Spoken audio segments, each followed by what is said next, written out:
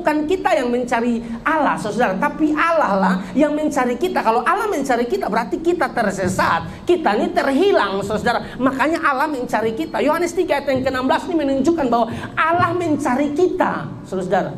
Bukankah itu sesuatu yang luar biasa? Kalau dunia, saudara, kita terpuruk, kita jatuh, mereka buang kita. Mereka buang kita, mereka tidak pakai kita. Mau mati di mana? Mati situ, beta bisa pakai yang lain. Itu dunia. Tuhan tidak, saudara. Dia cari kita, dia mendapatkan kita. Jadi kalau bicara tentang kasih yang besar, ini bicara tentang Allah yang berinisiatif mencari manusia, dan bukan manusia yang berinisiatif mencari Allah, saudara.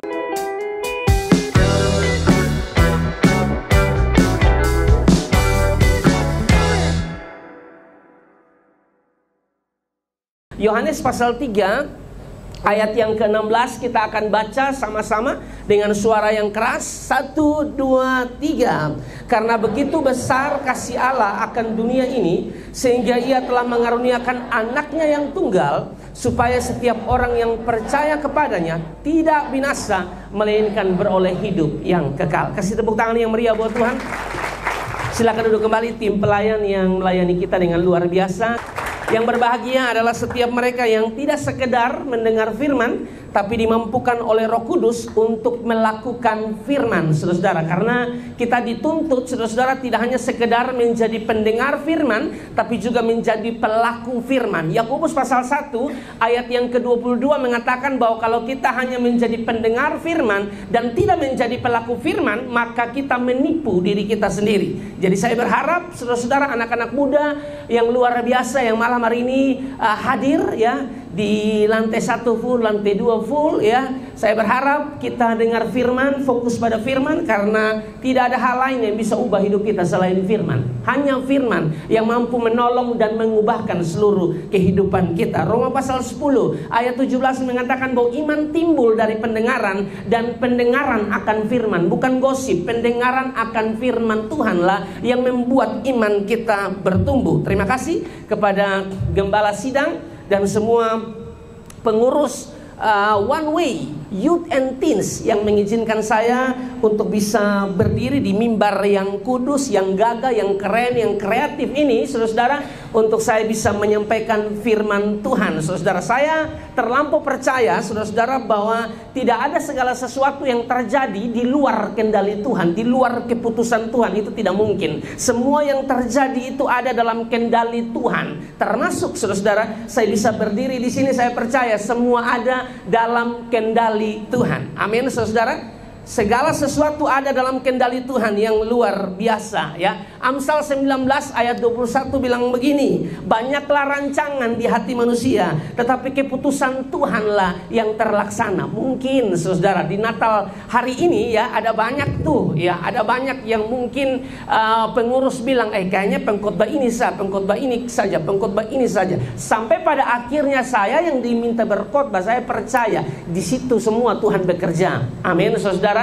Karena Roma pasal 8 ayat 28 mengatakan bahwa Allah turut bekerja dalam segala sesuatu ya, untuk mendatangkan kebaikan bagi mereka yang mengasihi Dia. Jadi pekerjaan Tuhan, pastikan sampai akhir hidupmu tetap setia. Amin. Sekali Yesus, tetap Yesus di hidupmu. Kita bisa melayani karena anugerah. Saya bisa berdiri di sini karena anugerah. Saudara bisa WL bernyanyi, bahkan saudara bisa datang ikut Natal dengan pakaianmu yang bagus, dengan satu perasaan yang gembira. Itu semua juga Tuhan. Amin kok saudara. Jadi memang tidak ada alasan bagi kita untuk tidak memberi yang terbaik bagi Tuhan. Saya datang dengan istri, ini istri saya yang baju pink, dan juga dengan beberapa anak-anak muda ya. Tadi kami saling menunggu juga karena hujan besar lagi. Hujan saudara. Hujan besar, hujan dan angin. Saya tidak tahu di sini hujan juga. Hujan dan angin, bunga sama tak angkat. Saya mau siap khotbah, mau urus bunga yang tak angkat, tak cabut. Itu bunga pindah ke tetangga lain per rumah. Saudara bayangkan, itu angin seberapa kencang. Itu bunga yang itu tetangga pumpi di per rumah, beta pumpi di per rumah. Jadi tanya, ambil per rumah nih. Beta tukar saudara-saudara begitu. Angin terlalu keras saudara. Tapi sebagai anak-anak Tuhan tetap mengucap syukur senantiasa toh dalam hidup ini. Toh hujan pun Tuhan yang izinkan. Ya, Tuhan yang izinkan. Hujan siapa yang kasih turun? Tuhan yang kasih turun.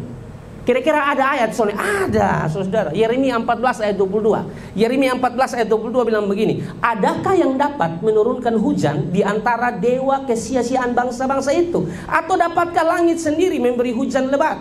Bukankah hanya Engkau saja ya Tuhan Allah kami, pengharapan kami, yang membuat semuanya itu? Yang kasih turun hujan siapa? Tuhan. Ada ayatnya, bukan tidak ada ayat. Matius 5 ayat 45 juga bilang begitu. Matius pasal 5 ayat 45. Karena dengan demikianlah kamu menjadi anak-anak Bapamu yang di sorga, yang menerbitkan matahari bagi orang yang jahat dan orang yang baik, dan menurunkan hujan. Siapa yang kasih turun hujan? Tuhan. Jadi kalau Tuhan yang kasih turun hujan, jangan protes. Kita ini kadang-kadang lucu ya, apa anak-anak muda, hujan juga salah, mengomel. Kenapa hujan terus? Ya toh, pas panas kita ngomel lagi. Kenapa tidak hujan? Ini terlalu panas. Lu mau apa sebenarnya? Hujan salah, ya toh panas salah, dingin salah. Sebenarnya kamu mau apa? Sebenarnya ya, yang salah itu bukan pada hujan, panas, bukan. Hatimu yang lagi bermasalah. Orang kalau hati bermasalah itu semua salah habis. Amin. Apalagi kalau ada kelas yang dia pun pacar, wah itu nanti semua salah. Terima tamu jumuka asam, pengurus, jangan kasih yang terima tamu yang begitu. Itu dia mungkin mau usir jemaat, bukan mau tarik jemaat. Kita kembali kepada teks yang saudara baca, dan ini merupakan nats yang diberikan kepada saya, ya. Yohanes pasal yang ketiga ayat yang ke-16, dan saya dikasih tema atau saya dikasih topik yang menurut saya topik yang menarik, yaitu ada apa dengan cinta, saudara ya. Ada apa dengan cinta ya. Secara keseluruhan bagian ini kalau saudara baca, saudara ini sebetulnya ya merupakan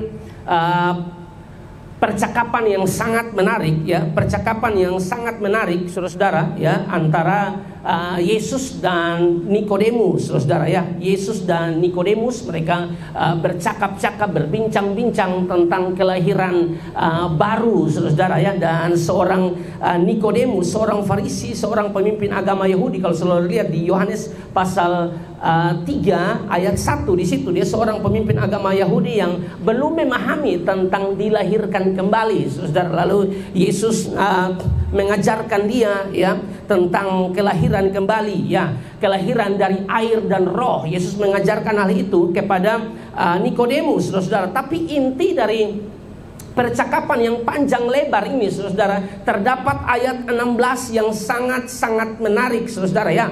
Karena di ayat yang ke-16 ini tertuju kepada kasih Allah yang besar, yang bagaimana mengaruniakan anaknya yang tunggal, saudara, untuk setiap kita, saudara, sehingga yang percaya kepadanya itu tidak binasa, melainkan beroleh hidup yang kekal. Nah, di dalam ayat ini, saudara, saya akan membahas tentang ada apa dengan cinta, saudara ya. Menurut teks ini atau nats yang kita baca, Yohanes pasal yang ketiga ayat yang ke-16. Saya langsung saja untuk tidak membuang banyak waktu, saudara ya.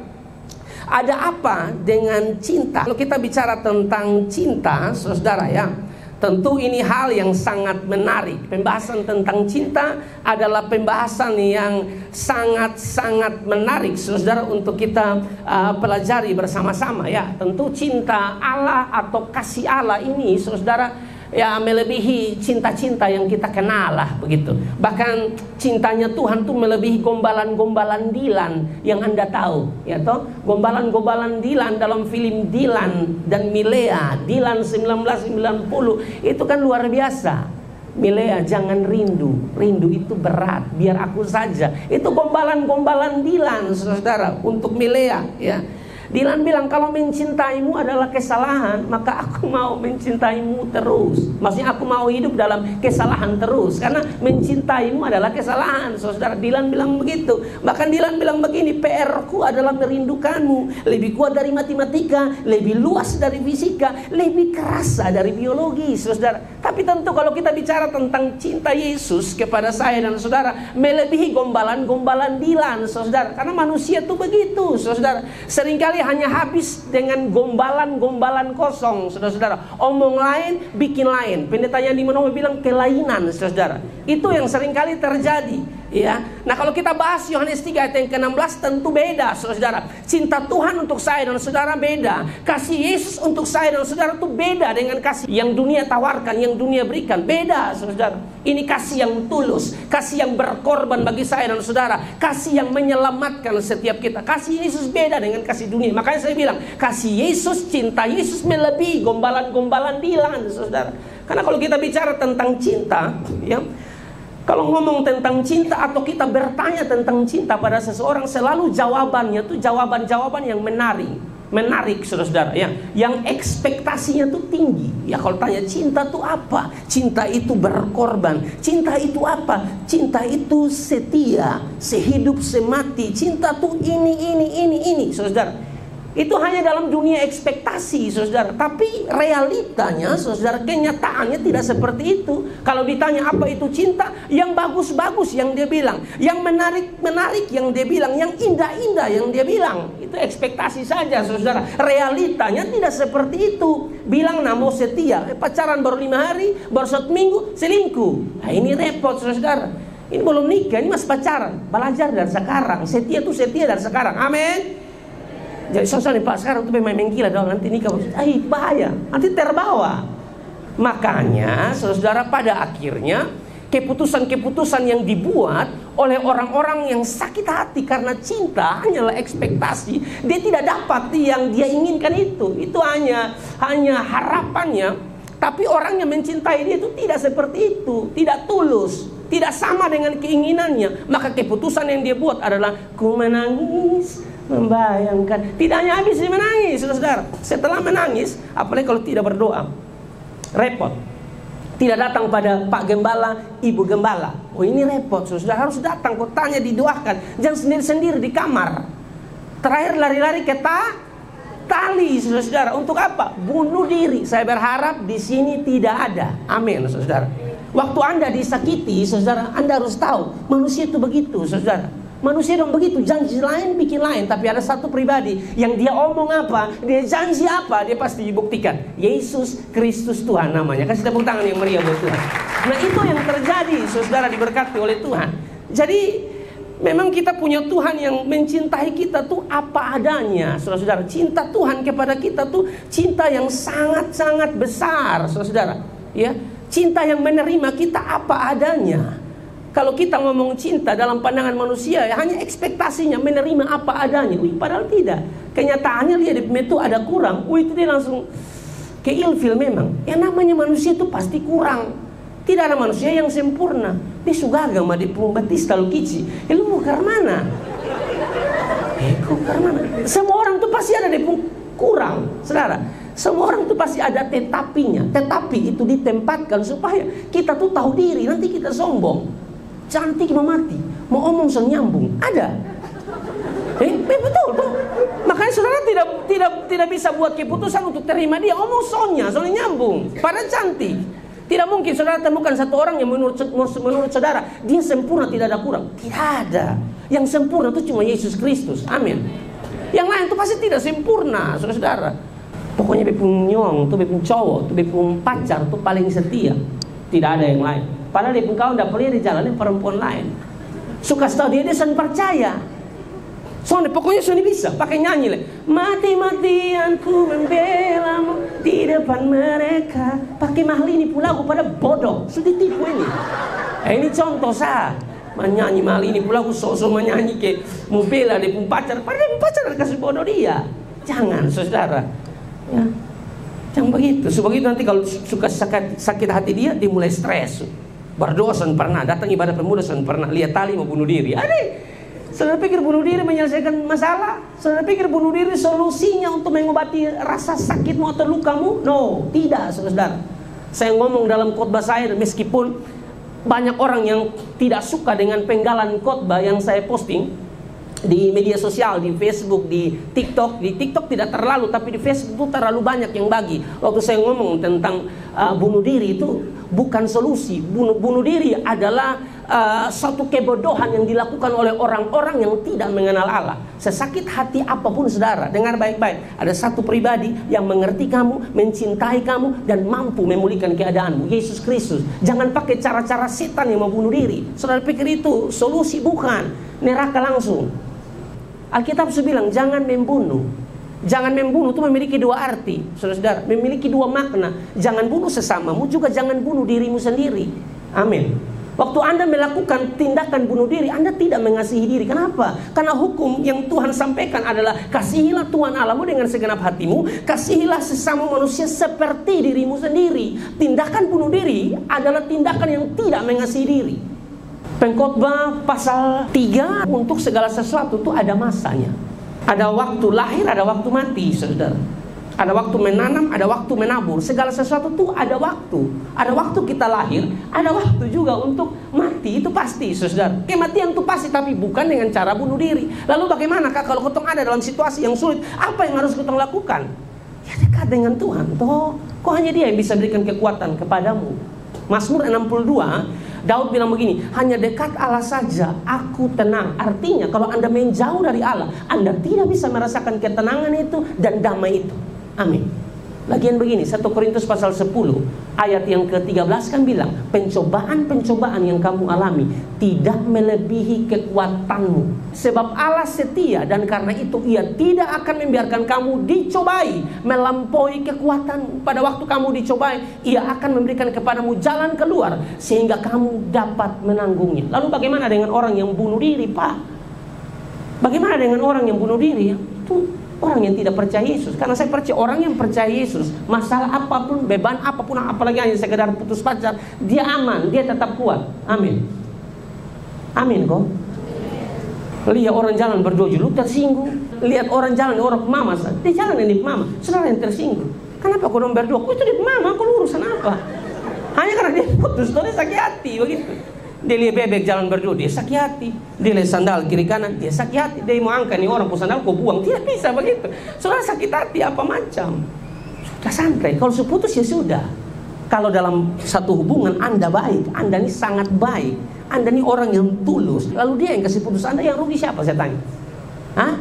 Yang rugi dia tuh. Kenapa kok Anda mau berdiri di jembatan Leliba kok mau lompat? Sekarang tidak bisa lagi, mereka sudah tutup ya. Enak. Makanya dolari tali itu, makanya tali lagi mahal sekarang. Jangan buat tingkah-tingkah yang aneh, yang bunuh diri. Jangan. Tuhan sayang saudara. Tuhan sayang saudara. Kalau dia kasih putus saudara, dia yang rugi. Apalagi dia kasih putus saudara karena ada yang lain. Ini contoh perempuan atau laki-laki yang tidak setia dengan Anda. Anda jangan menyanyi mati-matian apa itu bodoh, tak usah. Kasih piye kok dia putus. Pi jalan dengan orang lain, lebih baik. Amin. Begitu saudara. Tapi masalahnya beta ini jomblo kah? Besok lama putus nih. Satu bikin beta tuh 5 tahun yang lalu. Sekarang beta pecok sendiri. Maksudnya beta sentuh mau yang siapa nih? Sudah tenang-tenang. Saya sering bilang begini, jomblo itu ya adalah kesempatan terbaik bagi Anda untuk memperbaiki diri. Supaya kalau Anda menikah, Anda menjadi kado terbaik bagi pasanganmu. Amin kok. Jangan buru-buru mau orang pacaran, lu cuma pacaran. Tak usah buru-buru, santai ada waktu. Perbaiki diri dulu supaya jadi orang yang betul-betul berdampak bagi orang lain. Kalaupun nanti dia kasih putus, dia yang rugi, bukan Anda yang rugi. Biasanya dia menangis, merasa hati hancur, itu kan karena investasinya terlalu besar. Makanya jangan terlalu banyak invest. Pacaran baru 2 hari sudah beli HP, langgar beberapa hari, 3 hari beli bunga. Soalnya ada ulang tahun kasih hadiah. Dia investnya banyak, waktu putus dia sakit tidak? Sakit pasti. Makanya invest tuh pas-pas, adek dong. Pas dia ulang tahun baru beli kasih dia. Selalu jangan dulu beli. Jangan begitu. Pas ulang tahun saya beli, pas-pas. Saya temukan tuh orang begitu, toh pacaran sudah lama dia beli pakaian kasih dia punya pacar, pas putus dia kayak mau minta kembali itu baju Juve. Dia nggak mau kasih kembali. Bisa dia harus kasih orang kasih minta kembali karena dia dapat lihat jalan dengan perempuan lain. Toh masuk putus dengan dia, jadi jalan dengan yang baru maksudnya. Dia mau minta kembali, beta minta kembali. Jangan bikin malu-malu diri. Kasih sudah tuh. Kita minta kembali barang leh. Amin. Jomblo adalah kesempatan terbaik bagi Anda untuk perbaiki diri, supaya kalau menikah Anda menjadi kado terbaik buat pasanganmu. Kita langsung pada tema ini. Ada apa dengan cinta? Ini tidak sekedar tema sekaligus pertanyaan. Jadi perlu dijawab. Ada apa dengan cinta, saudara? Ya, seturut Yohanes 3 ayat 16. Saya akan bicara 3 hal di dalam Yohanes pasal yang ketiga ayat yang ke-16 ini. Ada apa dengan cinta? Ada cinta yang besar. Ada apa dengan cinta, saudara? Ada cinta yang diwujudkan atau dibuktikan. Ada apa dengan cinta? Ya, ada cinta yang memberikan kehidupan yang kekal. Itu yang kita bahas seturut Yohanes pasal yang ketiga ayat yang ke-16. Yang pertama, saudara, ya, ada apa dengan cinta? Saya mau bilang ada cinta yang besar. Rasa yang pertama dibilang begini: karena begitu besar kasih Allah akan dunia ini. Kata dunia, saudara, dari kata Yunani kosmos, dan memang memiliki beberapa arti. Bisa dunia, bisa alam semesta, bisa isi dunia, ya, sesuai konteks. Dan kata dunia di sini tentu tertuju kepada orang-orang di dalamnya, tertuju kepada setiap kita, saudara. Dan saya percaya bahwa tidak ada cinta yang dahsyat dan luar biasa seperti cinta Yesus kepada saya dan saudara. Cinta yang mencari, cinta yang menemukan, cinta yang total, cinta yang menerima kita apa adanya. Pacar kita seringkali menerima kelebihan kita saja, kekurangan kita dia tidak terima, tapi Yesus menerima kita apa adanya, ya. Kurang lebih apapun keadaanmu, dia terima Anda dan saya. Amin. Tidak ada cinta yang sama seperti cinta Tuhan. Yohanes 15 ayat yang ke-13, saudara, dikatakan bahwa tidak ada cinta seperti cinta Tuhan kita yang memberikan nyawanya bagi setiap sahabat-sahabatnya. Yohanes pasal yang ke-15 ayat yang ke-13, ya. Tidak ada kasih yang lebih besar daripada kasih seorang yang memberikan nyawanya untuk sahabat-sahabatnya. Bicara tentang cinta yang besar ini tentu berkaitan dengan prinsip Kristen, saudara, yang berbeda dengan prinsip agama lain, saudara, ya. Prinsip Kristen yang saya maksudkan adalah Allah yang berinisiatif mencari manusia dan bukan manusia yang berinisiatif mencari Allah. Kita harus percaya bahwa Allah lah yang mencari kita. Dia mencari kita dengan dasar cinta atau kasihnya, saudara, yang tidak pandang bulu. Dengan cinta kasihnya yang besar, saudara, dia mencari kita. Bukan manusia yang mencari Allah, tapi Allah yang mencari manusia. Kalau kita yang mencari Allah, seolah-olah Allah itu hilang, lalu kita mencari. Tidak ada seperti itu, saudara. Allah itu maha hadir. Dia tidak bisa bilang tidak hadir, ya. Dia tidak bisa dikatakan sebagai Tuhan yang hilang. Tidak, saudara. Bukan kita yang mencari Allah, saudara, tapi Allah lah yang mencari kita. Kalau Allah mencari kita, berarti kita tersesat. Kita ini terhilang, saudara. Makanya Allah mencari kita. Yohanes 3 ayat yang ke-16 ini menunjukkan bahwa Allah mencari kita, saudara. Bukankah itu sesuatu yang luar biasa? Kalau di dunia, saudara, kita terpuruk, kita jatuh, mereka buang kita. Mereka buang kita, mereka tidak pakai kita. Mau mati di mana? Mati situ. Beta bisa pakai yang lain. Itu dunia. Tuhan tidak, saudara. Dia cari kita. Dia mendapatkan kita. Jadi kalau bicara tentang kasih yang besar, ini bicara tentang Allah yang berinisiatif mencari manusia dan bukan manusia yang berinisiatif mencari Allah, saudara. Makanya di dalam bagian firman Tuhan saya bandingkan Yesaya 53 ayat yang ke-6 bilang begini, kita sekalian sesat seperti domba. Kalau Tuhan tidak mendapatkan kita, Alkitab bilang di sini kita sekalian sesat seperti domba. Saya bandingkan lagi. 1 Petrus pasal 2 ayat 25. Sebab dahulu kamu sesat seperti domba, tetapi sekarang kamu telah kembali kepada gembala dan pemelihara jiwamu. Sebab dahulu kamu sesat seperti domba. Kita nih waktu belum kenal Yesus dan masih hidup dalam dosa, kita nih sedang tersesat.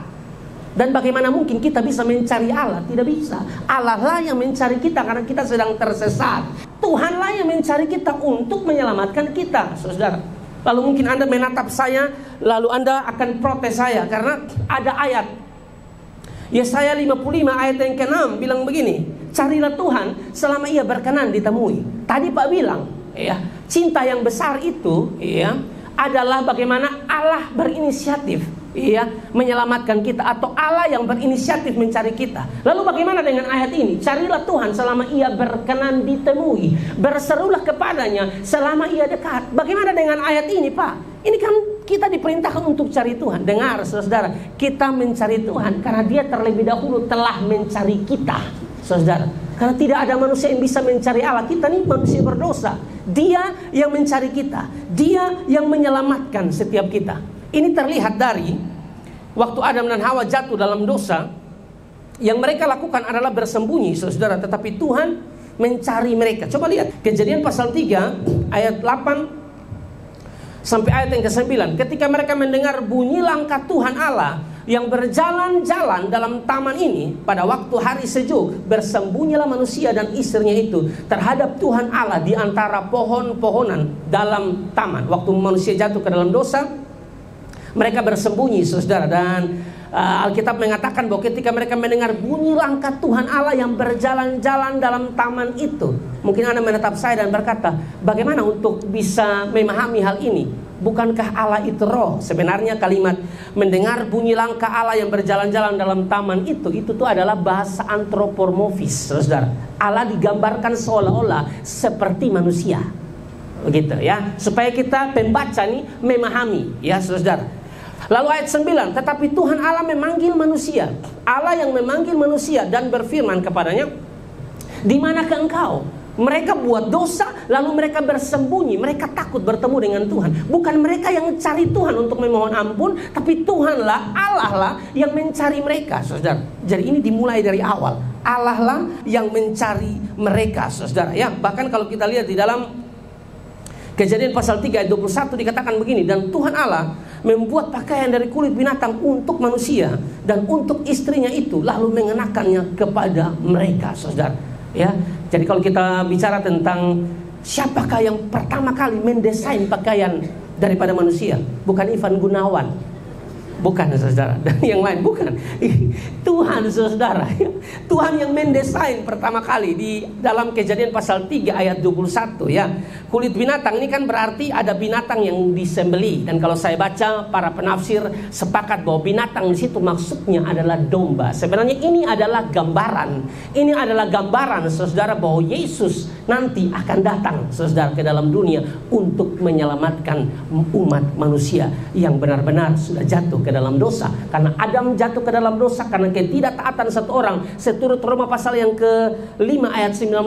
Roma pasal 5 ayat 19 bilang begitu, karena ketidaktaatan satu orang Adam, semua orang berdosa, tapi oleh ketaatan satu orang, siapa? Yesus, semua orang dibenarkan, ya. Roma pasal 5 ayat 19. Jadi sama seperti oleh ketidaktaatan satu orang, semua orang telah menjadi orang berdosa, demikian pula oleh ketaatan satu orang, semua orang menjadi orang benar. Ketaatan di situ maksudnya yang kedua adalah ketaatan Yesus Kristus. Taat sampai mati di atas kayu salib. Jadi Dia yang mencari kita yang terhilang, saudara. Ya, di dalam Yeskiel pasal 34 ayat 16a juga bilang begini.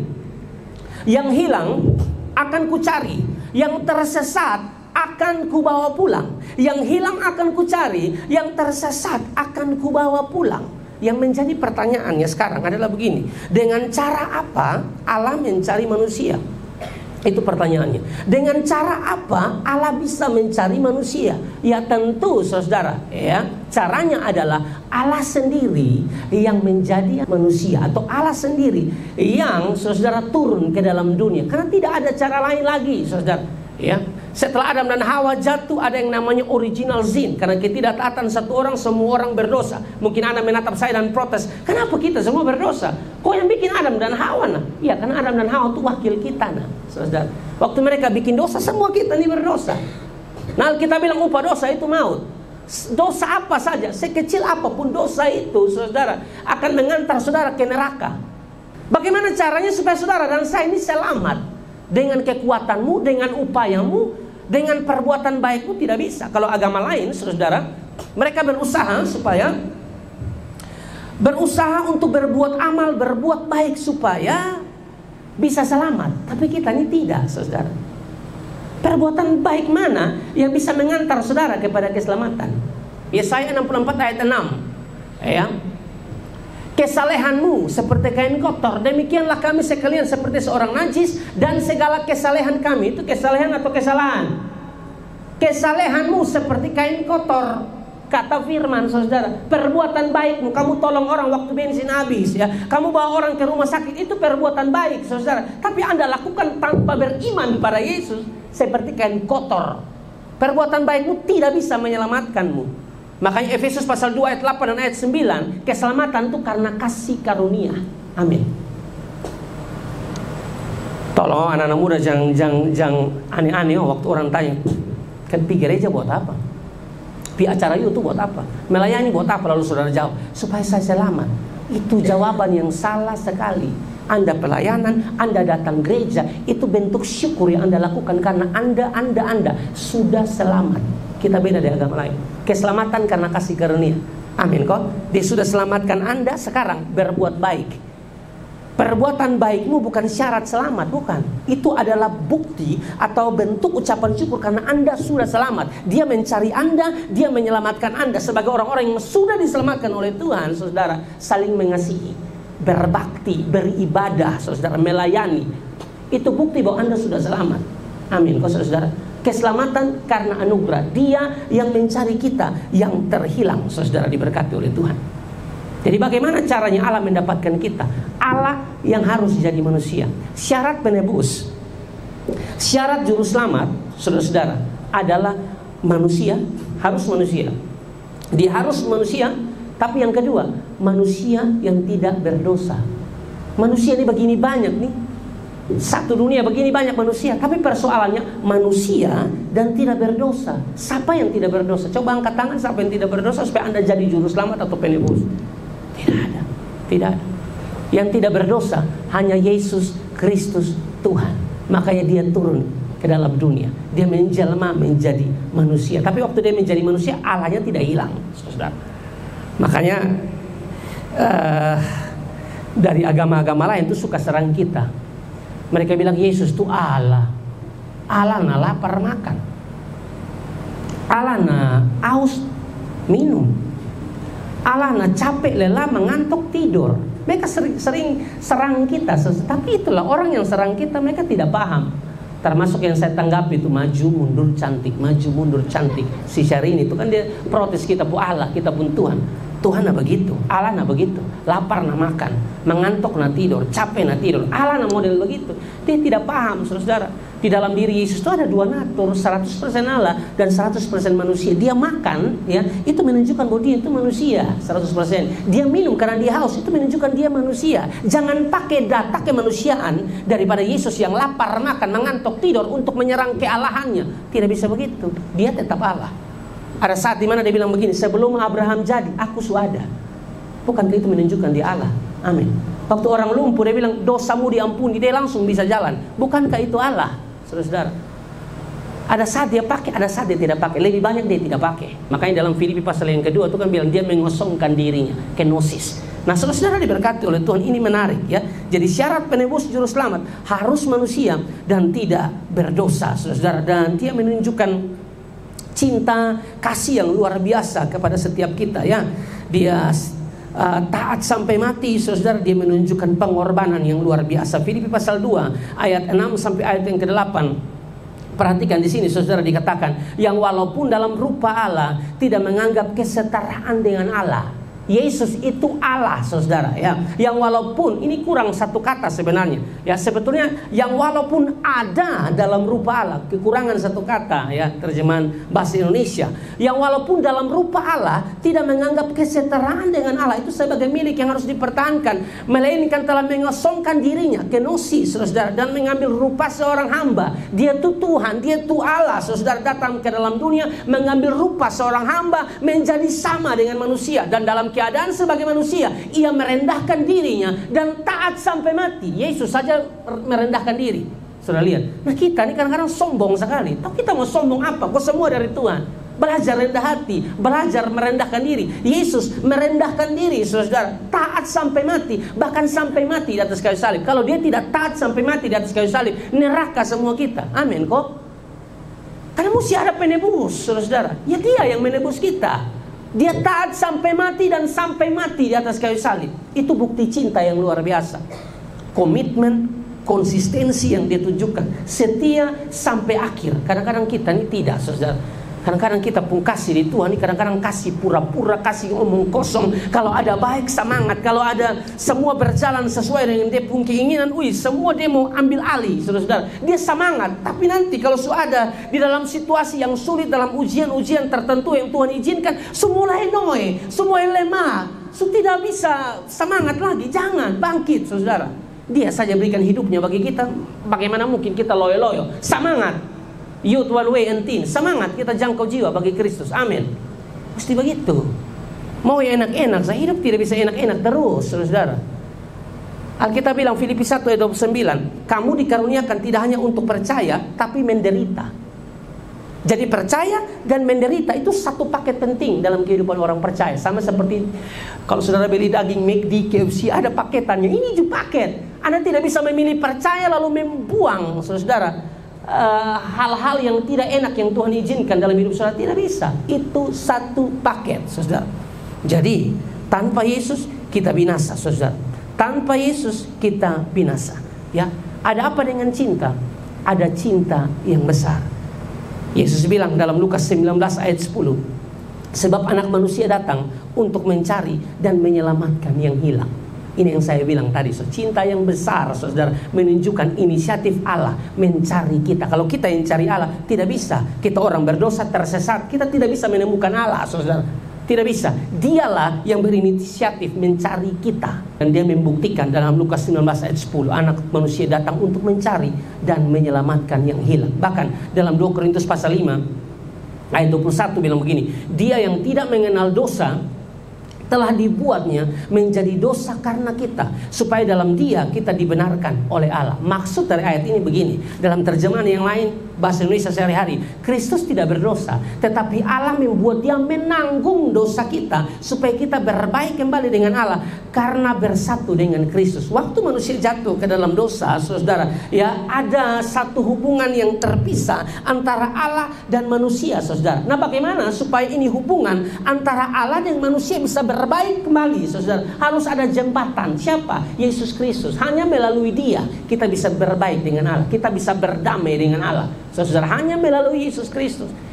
Kita pun dosa yang begini banyak, pencuri ayam, pencuri bebek, pencuri orang pun sandal, melalui orang mandi, semua kita pun dosa semua. Dia tebus di atas kayu salib, saudara. Dia menanggung semua di atas kayu salib. Saudara, kalau bicara tentang Tuhan ini, kita mesti memahami dua hal. Bicara tentang Allah ini, kita mesti pahami dengan sempurna, dengan lengkap. Allah itu tidak hanya penuh kasih, dia itu adil. Amin kok. Allah itu penuh kasih, tapi dia juga adil. Bukan hanya penuh kasih. Banyak pendeta khotbah tentang kasih Allah, kasih Allah, kasih Allah, kasih Allah. Makanya kok jemaat bikin dosa terus, karena dia rasa Allah penuh kasih. Dengar baik-baik, Allah penuh kasih tapi dia juga adil. Kalau sampai akhir lu tidak bertobat, neraka pasti. Allah itu adil. Nahum pasal 1 ayat 3. Saya kalau ngomong pasti ada data. Nahum pasal 1 ayat 3. Tuhan itu panjang sabar dan besar kuasa. Itu bicara tentang apa? Bicara tentang kasihnya.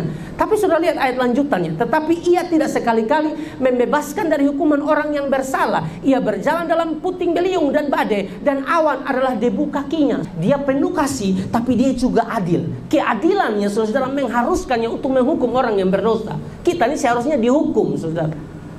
Harusnya kita dihukum. Kita bersyukur Yesus ambil alih itu semua. Amin. Karena apa, saudara-saudara? Karena cintanya untuk saya dan saudara. Karena kasihnya untuk saya dan saudara. Dia ambil alih itu semua. Kasih tepuk tangan yang meriah buat Tuhan. Ini yang seharusnya bikin kita tuh semangat pelayanan, semangat melakukan apa saja. Saya sudah ditebus. Kalau dia tidak tebus saya, sudah pasti saya ke neraka. Upah dosa itu maut. Tapi saya bersyukur di atas kayu salib, ya, dia menyelamatkan saya. Dan dia memberikan satu janji yang luar biasa, bahwa barang siapa yang percaya kepadanya tidak akan binasa, melainkan beroleh hidup yang kekal, saudara. Jadi ini menarik, saudara, untuk kita perhatikan bersama-sama, bahwa dari data-data ini terlihat jelas betapa besar kasih Allah kepada saya dan saudara. Jadi sekali lagi, ya, ada apa dengan cinta? Di poin pertama, ada kasih yang besar. Di dalamnya ada ketulusan, ada pengorbanan.